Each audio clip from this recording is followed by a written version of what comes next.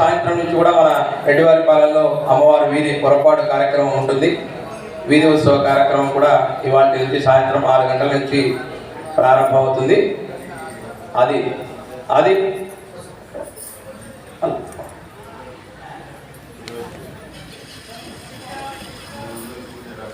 అలాగే భక్తులందరికీ విశేషమైనటువంటి కార్యక్రమాలు మన ఆలయంలో ముందు రాబోతున్నాయి.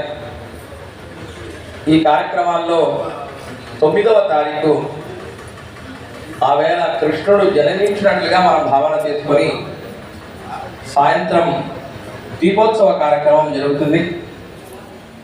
ఈ దీపోత్సవ కార్యక్రమంలో సాయంత్రం 6 గంటల నుంచి ప్రారంభమవుతుంది దీపోత్సవ కార్యక్రమం. ఆ మహిళలందరూ కూడా ఆ కార్యక్రమంలో పాల్గొనవలసిందిగా మిమ్మల్ని అందరినీ కూడా కోరుకుంటూ, అలాగే అమ్మవారు వీధి పొరపాటు వచ్చేటువంటి సమయంలో ఇంటి ముందర కూడా అందరూ దీపాలు వెలిగించవలసిందిగా మిమ్మల్ని అందరినీ కూడా విజ్ఞాపనం చేస్తున్నాం. 9వ తారీఖు ఈ కార్యక్రమం ఉంటుంది. ఉదయం మధ్యాహ్నం ముగ్గులు వేసేటువంటి వాళ్ళు ఉంటే ఆలయానికి వచ్చి ముగ్గులు వేయవలసిందిగా వాళ్ళందరినీ కూడా ఆహ్వానిస్తున్నాం. అలాగే 10 వైకుంఠ ఏకాదశి, 11 కూడా వెళ్ళుమని 108 గంగారాలతో స్వామికి విశేషంగా అమ్మ ఆవేళ కోరిక కోరింది. ఆ కోరికను అనుసరించి మనం 108 గంగారాలతో విశేషమైనటువంటి క్షీరాన్న ప్రసాదాన్ని విరమాలకు అంశజేసేటువంటి కార్యక్రమం. ఆవేళ మధ్యాహ్నం అందరికీ కూడా భాగవత తదియారాధన అన్న ప్రసాద వితరణ కార్యక్రమం 11వ తారీఖు మధ్యాహ్నం ఏర్పాటు చేయడం జరుగుతుంది. అలాగే 12వ తారీఖు సాయంత్రం మహిళలందరి చేత గోధమ్మకు సార సమర్పణ కార్యక్రమం. గోధమ్మకు ఎవరైనా వడివేలు పెట్టేటువంటి వారు ఉంటే ఆవేళ ఎవరికి వచ్చినటువంటి వారు ఆ కార్యక్రమాన్ని 12వ తేదీ సాయంత్రం 5 గంటలకు ఇది ప్రారంభమవుతుంది. ఒకసారి వీరిని ప్రదక్షిణ చేసుకొని మనం తెచ్చినటువంటి వస్తువులన్నీ తీసుకొని ప్రదక్షిణంగా చేసుకొని మనం ఆవేళ ఇక్కడ ఆలయంలో పెట్టేసి 13వ తారీఖు ఉదయం ఆ తెచ్చినటువంటి వస్తువులన్నింటినీ కూడా అమ్మవారికి సమర్పించేటువంటి కార్యక్రమం. అమ్మ ఏమైతే కోరికలను స్వామి దగ్గర నుంచి కావాలని కోరుకుందో ఆ వేళ మనం అనుభవం చేస్తాం. అది 13వ తారీఖు.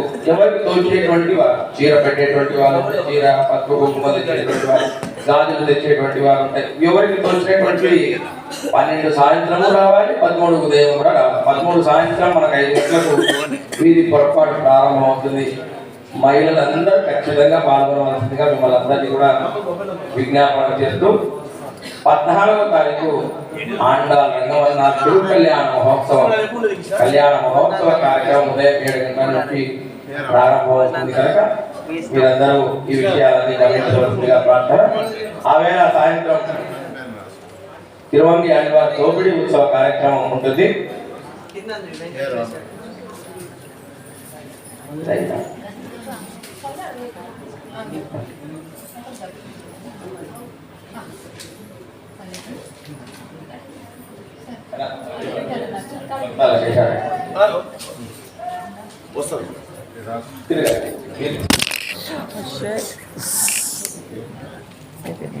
అలాగే ఈ విశేషమైనటువంటి కార్యక్రమాల్లో మీరందరూ పాల్పంచుకోవాల్సిందిగా మిమ్మల్ని అందరినీ కూడా ఆహ్వానిస్తున్నాం. ఇవాళ పాసుల వైభవాన్ని తెలుసుకునేటువంటి ప్రయత్నం చేద్దాం. ఒక 10 నిమిషాలు పూర్తి చేద్దాం. ఏమిటి ఇవాళ పాసురం అంటే, அங்கன்மாக்யாளத்தரசர் அபிமானபங்கமாய் வந்ததின் பள்ளி கட்டல் கீழே செங்கமிருப்பார்கோள் வந்து தலை பெய்தோம் கிங்கிணி வாச்செய்த தாமரைக்கும் போலே செங்கன் திருதிருதே எம்மேல் வீயாவோம் திங்களும் ஆதித்யனும் எழுந்தார் போல் அங்கினி 2 கொண்ட எங்கள் மேல் நோக்கினேன் எங்கள் மேல் சாபம் எழுந்தேலோ ரம்பாய். అంగన్మాజ్ఞానతరశర్ అని ఈ భూమి అంతా కూడా ఎలా ఉంది అంటే అందంగా ఉందంట. అంకన్మాజ్ఞ అందంగానే కాకుండా చాలా పెద్దగా ఉంది, విశాలంగా ఉంది, గొప్పదైనటువంటి భూమి. ఈ భూమి మీద జన్మించడం, మానవ జన్మగా జన్మించడం అదృష్టము అని చెప్తా ఉన్నారు. అంకల్మా జ్ఞాన చాలా విశాలమైనటువంటి గొప్పదైనటువంటిది, పెద్దదైనటువంటి అంకన్మా జ్ఞాన తారశర్. తారశర్ అంటే రాజు. ఈ భూమిని పరిపాలించేటువంటి రాజులు ఎవరైతే ఉన్నారో ఆ కాలం రాజులు ఉన్నారు, ఈ కాలం ప్రభుత్వాలు నడుస్తూ ఉన్నాయి. ఆ కాలంలో ఉన్నటువంటి రాజులందరూ కూడా అరసర్ అంటే రాజు. జ్ఞాన తరసర్ అభిమాన భంగమాయి వంతుని పల్లి కట్టెలు కీడే. అభిమాన భంగమాయి వంతుని పల్లి, వారి యొక్క అహంకారాన్నంతటిని కూడా పోగొట్టుకొని వారి బలం అంతటిని కూడా స్వామి యొక్క బలం ముందర వారి బలం అంతా కూడా నిర్వీర్యమైపోయి వారి బలానంతటిని పోగొట్టుకొని ఎక్కడికి వచ్చి నిలబడగారు అంటే పల్లి కట్టెలు పీడే.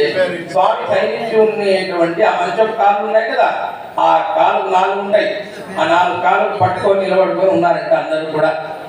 నిన్నటి రోజు అమ్మ ఎలాగైనా కృష్ణుడు మేల్కొల్పాలని ప్రార్థన చేసింది కదా, ఆ ప్రార్థన చేసింది కృష్ణుడు మేల్కొల్పేదానికి సిద్ధమయ్యాడట.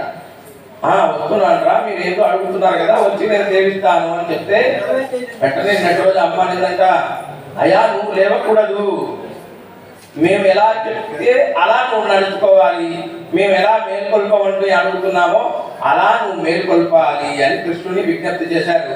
స్వామి ఎలా పడుకుండిపోయాడు. ఇవాళ రోజు మరీ ప్రార్థన చేస్తున్నారు. ఆ అభిమాన భంగమాయి మందిని పల్లి కట్టెలు తిరిగే. మరి వాళ్ళ మేము కూడా మాకు ఒక అభిమానం ఉన్నది. ఏమిటి అభిమానం అంటే 6 రకాలైనటువంటి అభిమానం మనకు ఉన్నది అని చెప్తున్నారు. ఏమిటి అదంటే, నేనే స్వతంత్రుణ్ణి, నేను నాది అనేటువంటి, నాకు ఎవరు రక్షకులు లేదు, నేనే రక్షించుకుంటాను, నేనందరి కూడా ఇతరులకి చెందినటువంటి వాడిని, ఈ శరీర బంధంతో ఏర్పడినటువంటి బంధములే నాకు బంధువులే, ఇంకా ఎవరు లేదు అని 6 రకాలైనటువంటి గుణములతో ఆ అభిమానాన్ని కూడా చంపుకొట్టుకు వచ్చాము మేమందరం కూడా. స్త్రీత్వం అనేటువంటి అభిమానం, స్త్రీ అనేటువంటి గర్వం, అందంగా ఉంటుంది, సౌందర్యంగా ఉండేటువంటి గర్వం, వాటినన్నిటినీ కూడా పోగొట్టుకొని నీవే అనన్య గతికులమై వచ్చాము, నీవే మాకు దిక్కు, మాకు ఎవరు లేరు, నీవే నాకు రక్ష, మాకెవరు రక్షించేటువంటి వారు, మేము వచ్చాం, నువ్వు పెట్టుకుంటావో మమ్మల్ని వదిలేస్తావో నాకు ఎటువంటి సంబంధం లేదు అని అనన్య గతికులమై వచ్చేసారు అందరూ. జ్ఞాన తరజ అభిమాన భంగమాయ వందరిన్ పల్లి కట్టెలు కీడే శంగ విరుప్పార్ కోల్ వంద తలైపోయేదు. శంగ విరుప్పార్ కోల్ అంటారు. ఆ రాజులందరూ ఎలా వచ్చారంటే గుంపులుగా వచ్చారంట. పెద్ద రాజు కదా ఆయన. ఆ రాజు దగ్గరికి సామంత రాజులందరూ వచ్చారు. ఏ ఒక్కరు పోతే శిక్ష ఎక్కువ పడుతుంది, అది అందరు కలిసి విజ్ఞప్తి చేస్తే శిక్ష తక్కువ పడుతుంది. అందుకు అందరూ కూడా కలిసి శంగ విరుప్పార్కోల్ వంద తలైపోయినాం. అలా గుంపులుగా వస్తుంది. వచ్చి ఆ మంచపు కోలు కాలు పట్టుకొని వేలాడుతూ ఉన్నారట. నీవే మాకు రక్ష, నీవు తప్పితే మాకు ఎవరు లేరు కనుక నిన్ను మేము శరణాగతి చేస్తున్నాం, సంపూర్ణమైనటువంటి శరణాగతి చేస్తున్నాము అని ఇవాళ పాసురంలో అమ్మ విజ్ఞప్తి చేస్తుంది. శరణాగతి తత్వాన్ని మన అమ్మ మనకందరికీ కూడా తెలియజేస్తా ఉంది. ఏదో పాత్రం చెప్పాం, ఏదో స్వామి చెప్పారు, స్వామి మంత్రం చెప్పారు, ఇవి కాదు. దీనిలో ఉన్నటువంటి అంతరార్థం ఏమిటి, దీనివల్ల మనకు కలిగేటువంటి ప్రయోజనం ఏమిటి. స్త్రీల అనేటువంటి వారు గొప్పగా ఉండాలి. స్త్రీలలో ఉండేటువంటి అహంకార అహంభావాలని కూడా నశించి పరమాత్మకే సొత్తు అని ఆ గోష్ఠి అంతా కూడా చిన్నపిల్లలు కదా వాళ్ళు 5 లక్షల మంది ఉన్నారు. 5 లక్షల మంది కూడా స్వామి వారి దగ్గరికి చేరిపోయారు. ఇవన్నీ చేరిపోయారు. ఇవాళ రోజు ఆయన మేల్కొనేటువంటి సౌందర్యాన్ని చెప్తున్నారు, ఆర్డర్ వేస్తున్నారు. గోష్ఠి అంతగా ప్రేమతో వాత్సల్యంతో ఏమి చెప్పినా చేస్తాడు. పరమాత్మ దగ్గర ఉండేటువంటి వాత్సల్య గొప్పతనం. ఆ వేళ ఆ యొక్క యశోద ప్రేమతో రోటికి కట్టుబడిపోయాడు పరమాత్మ. ఇంకా అనేకమైనటువంటి వాత్సల్యం కలిగినటువంటి గుణములన్నీ కూడా పరమాత్మకు ఉన్నాయి. ఆ వేళ ద్రౌపది వస్త్రాభరణం చేసేటువంటి సమయంలో మొదలు తనే రక్షకుడు అనుకోండి, శతవిధాల ప్రయత్నం చేసింది, కానీ రక్షించేదానికి కావట్లేదు. ఈ శరీరము ఈ మానవం అంతా కూడా నీదేనయ్యా, నువ్వు నిలబెట్టుకుంటావో లేదో అని 2 చేతులు పైకెత్తి గోవిందనామస్మరణ చేసింది. కృష్ణ అని 2 శబ్దాలు చెప్పింది. వెంటనే వస్త్రాలు ఇచ్చేసాడు కృష్ణ పరమాత్మ. అలా మనం వాత్సల్యంతో మనం శరణాగతి చేస్తే ఆయన వాత్సల్య పూర్ణుడు, సంపూర్ణమైనటువంటి ఆ సర్వశక్తి సర్వ జ్ఞానము కలిగినటువంటి వాడు పరమాత్మ అని ఇవాళ రోజు సంపూర్ణమైనటువంటి శరణాగతి తత్వాన్ని చెప్తూ శంగ విరుపాతోల్ వందుదలై పెய்தோம் కింగిని వాచ్చేద తామరై పూపోలే. కింగిని వాచ్చేద అంటే మనం కాళ్ళకు గజ్జలు కట్టుకుంటాం కదా, ఆ గజ్జలు ఎలా ఉంటాయి, చిన్నగా ఆ ఓపెన్ అయ్యి ఉంటుంది, లోపల సౌండ్ వచ్చేదాని కోసం చిన్నగా ఓపెన్ అయ్యి ఉంటుంది. అలా నువ్వు మేల్కొనాలి. నీ యొక్క నేత్ర సౌందర్యం నిదానంగా తెరవాలి. ఒక్కసారిగా తెరవకూడదు సుమా. ఒక్కసారి ధరిస్తే మేము కట్టుకోగలుగుతామా? ముందే ఆర్తితో ఉన్నాం. ఎంతకాలంగా వ్రతం చేస్తున్నాం? 21 రోజులుగా వ్రతం చేస్తున్నాం. నీ మీద ఉండేటువంటి విరహ తాపం, మమ్మల్ని చూడాలనేటువంటి తాపం చేత నువ్వు ఒక్కసారిగా ఆ సౌందర్యాన్ని మేము చూడకూడదు అని కింగిని వాయ్ చేద తామరై పూపోలే. తామర పుష్పాలు ఎలా వికసిస్తాయి?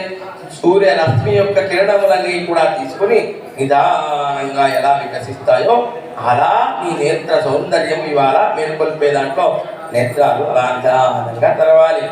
మా మీద చల్లని చూపులు తగలాలి అని తామరై పూపోలే శంకన్ సిరిసిరిదే ఎమ్మేల్వియావం.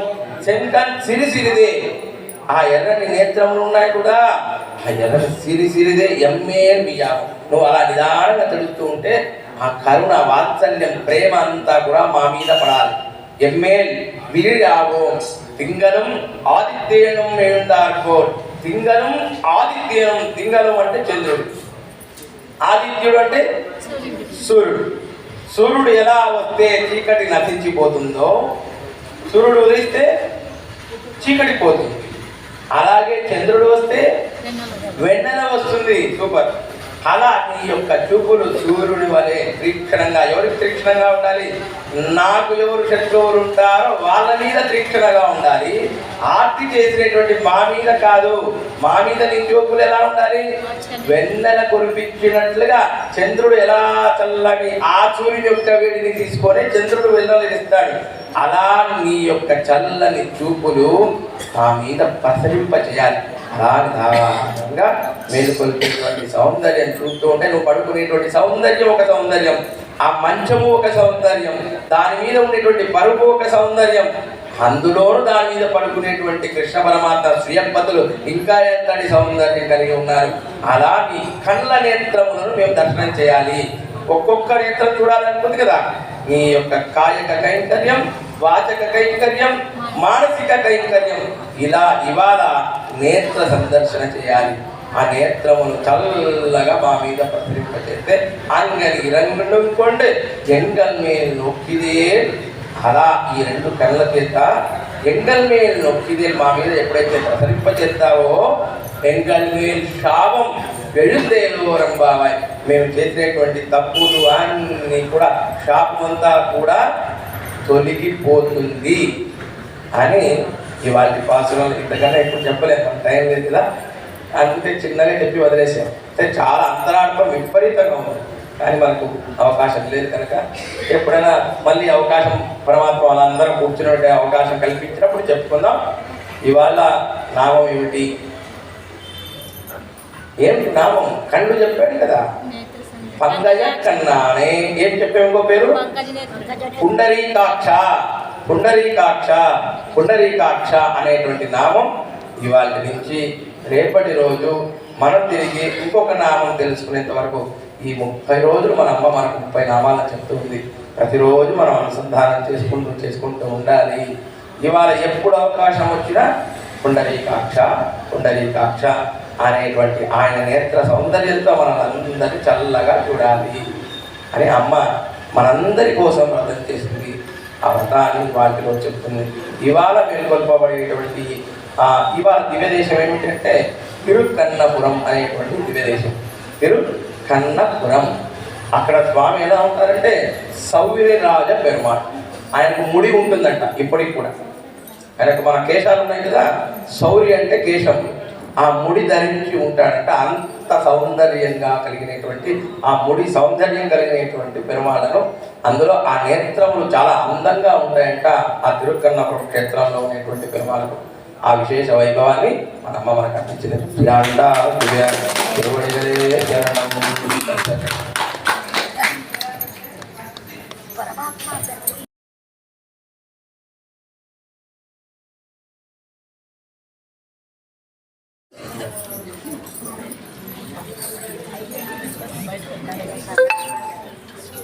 Sarwa ma,